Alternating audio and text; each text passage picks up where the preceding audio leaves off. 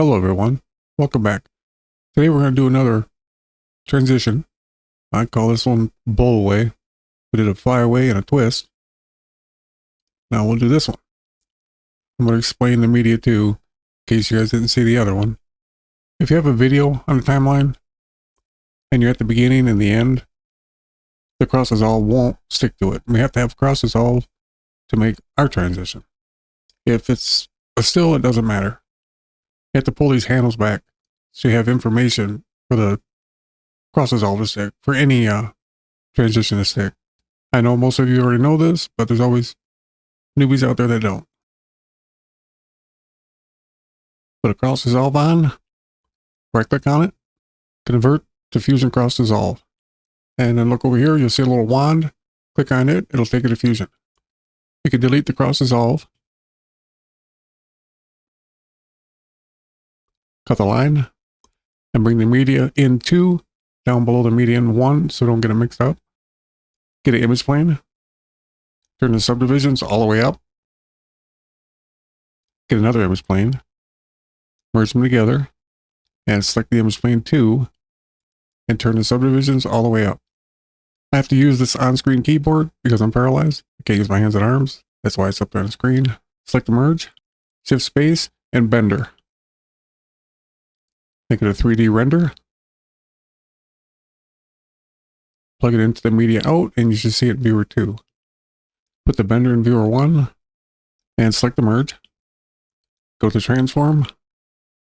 Under translation, Z-axis. Put in 1.325. And if you look at viewer 2, it should be fitting correctly. Select the image plane 1.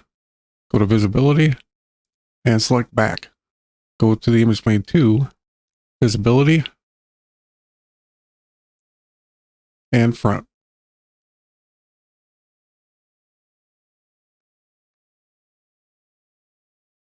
What that does is separate the 2 videos because they're laying right on top of each other. We're viewing only one side of each one. And this one is just a color, so select image plane 2, go to materials, and set a default color for the macro. I'm just going to go to light gray. And then select the bender. Go to the inspector, X for the axis, right click on the amount, modify width, anim curves. Same thing on the center, right click, modify width, anim curves.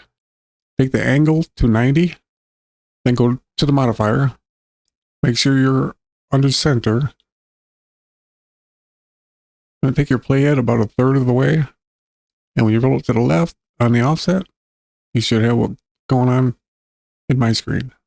Put in minus 0.6 in the offset. Then take your playhead to the end and rotate the scale to the right. And the scale should be 1.7. Okay, that looks good. Get a 3D merge and shift space and directional light.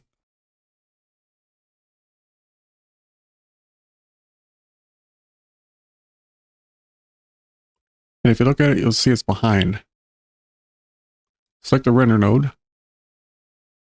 Go to render type, change it from software to hardware, and enable lighting. Go back to the light, transform, select use target, and set the translation Z-axis to 2.5.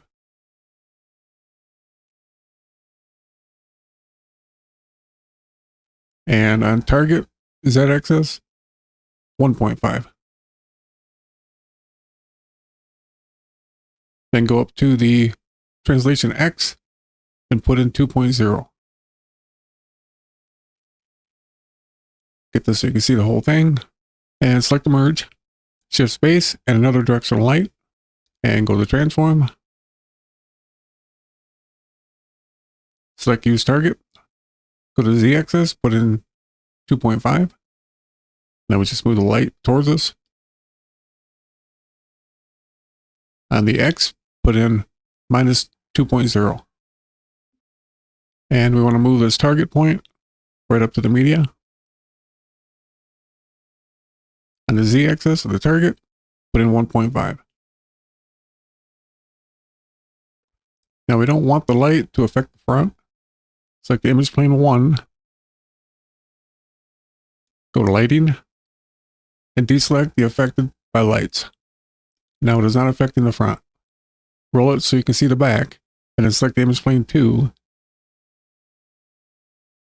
Under materials, select two-sided, and now it should be brighter. But it kind of has a glare on it. Go to specular, turn the intensity all the way down, and the exponent all the way up. Okay, we want both these lights to operate with one control.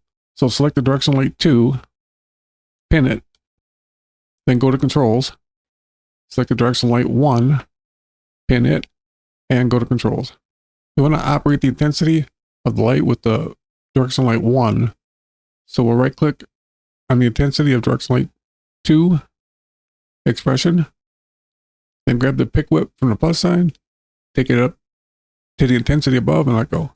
Now when you adjust that one, it'll adjust the bottom one at the same time. Go ahead and turn it all the way up. We'll leave that as default. Unpin both of them. Bring your media out down here. Get a 2D merge. And plug the render into the green input of the merge. And the media in 2 into the yellow input. And then into the media out, and you should have it back in viewer 2. Okay, we're ready to make the macro. Move the directional light 1 above everything like this. When we highlight these, get the top 2 first. If you don't get it right, it'll end up backward when you use it. Highlight them like that. Right click any one of the other nodes. Go to macro, create macro. Give it a name.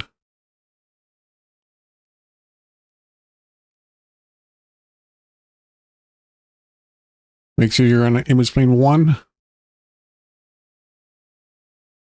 and directional light 1. Put light in front of intensity. And go to File, Save as Group. It takes you to macros. Go to Fusion instead. Templates, Edit, Transitions. Here is where you're going to make your folder to put your preset in. Once again, don't name them exactly the same or Resolve won't recognize it. Hit save and we'll go find it. And if you can't find it, you may have to restart Resolve.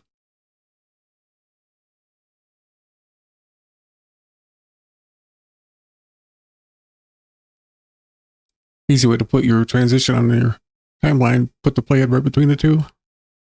Double click on it and it'll go right down there. And click on it. If you don't see the controls, double click right here and it'll be.